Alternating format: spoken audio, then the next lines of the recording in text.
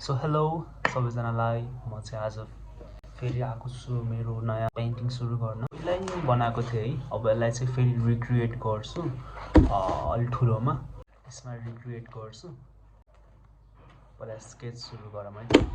Everything I do so instinctive and so passionate. Every word I move so descriptive like an adjective. I got a vendetta against people who patented being negative when you should be getting after it.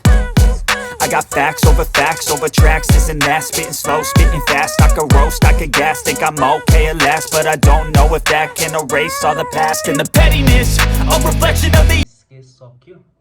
यो चाहिँ मैले 2019 हो कि 2020 त्यही कोभिडकै टाइममा बनाएको थिएँ। यो चाहिँ एउटा अफ्रिकन चाइल्ड हो, जसले चाहिँ एउटा क्रोकोडाइलको बच्चा होल्ड गरिरहेको छ। अनि अब यसलाई नै अब मैले चाहिँ फेरि बनाउन लागेको छु।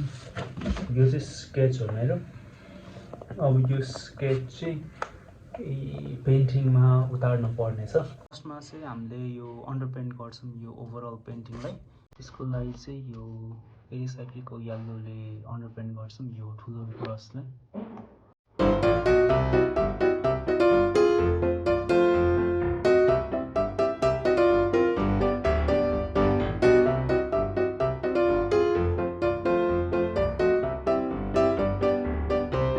आजको लागि चाहिँ यति मात्रै।